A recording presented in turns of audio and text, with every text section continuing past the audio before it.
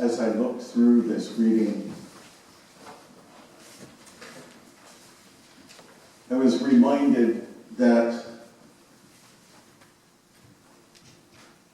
there are many who find it very difficult to believe in the miracles of Jesus.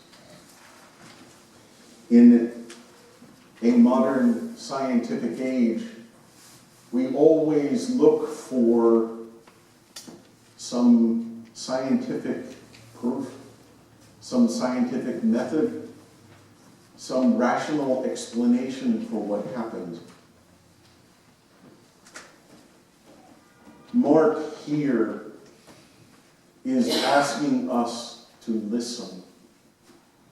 This is what he and the other disciples and the people of Galilee experienced of Jesus.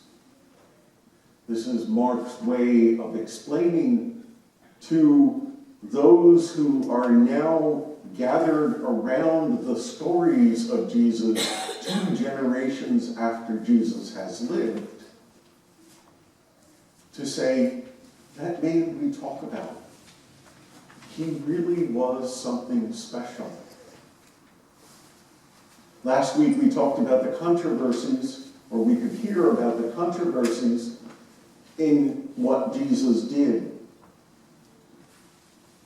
And in this week, Mark tries to begin to tell why he believes Jesus is that anointed one, that Messiah that was promised. And he begins by telling some of the deeds of power that are remembered that Jesus performed.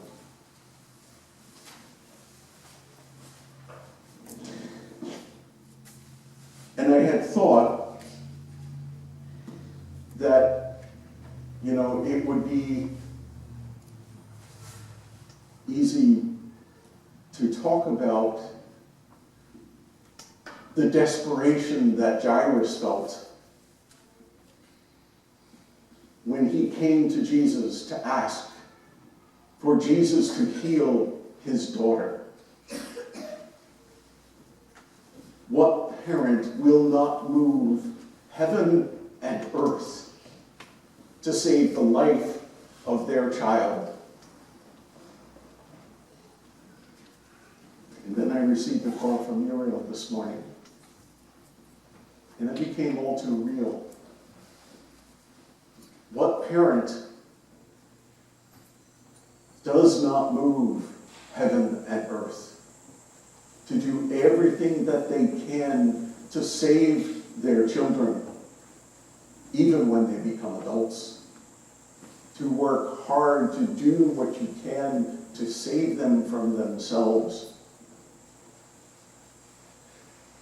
And then I read a line in one of the Bible studies about this passage in Mark, in which the commentator talked about that Mark even had somewhat of an idea of just how difficult mental health, mental illness, and addiction issues are.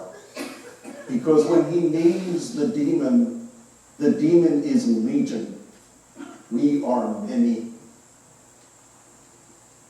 Mental illness, mental health issues, addiction issues present themselves in so many fierce and difficult ways.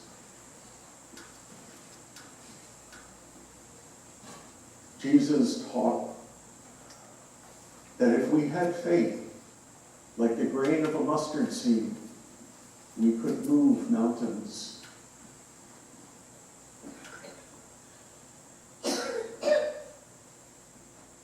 There are many who would know that for their children, they will try to move mountains.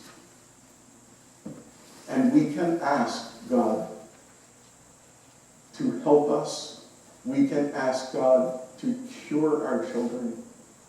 We can ask God to intervene in our lives if it is us that is suffering, or in our children's lives, or our grandchildren's lives, our spouses' lives. our brothers or sisters' lives. And it is difficult sometimes when the answer from God is not, yes, I will heal, but no, there is something else there.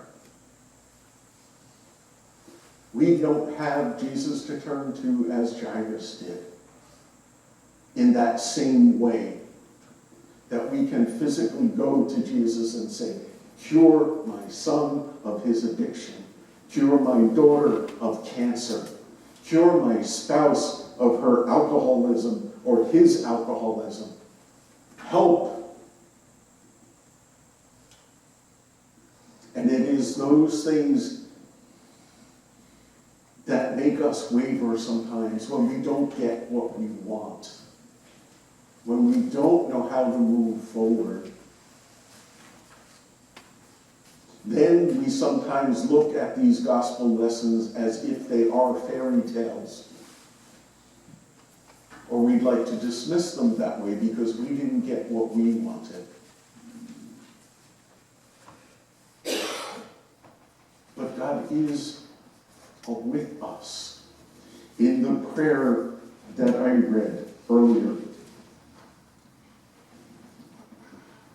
As we walk in the valley of every shadow, be our good shepherd. Sustain us while we walk with you, lest in weakness we falter. Though our pain deepens, keep us in your way and guide us past every danger. These are difficult times when we don't get the answer to prayer that we want. When the knock on the door at 1 a.m. is the bearer of devastating news. But my friends, Mark wanted us to hear that the God who was in Jesus, who was with Jesus, also walks with us in our most difficult moments, in our most incurable diseases, our most incurable conditions. Keep us in your way. Guide us past every danger through Jesus Christ, our Savior. Mark wants us to hear that message. Jairus' daughter, 12 years old, the woman who suffered for 12 years, as long as this young girl had lived. Both get to experience the power of God in their lives.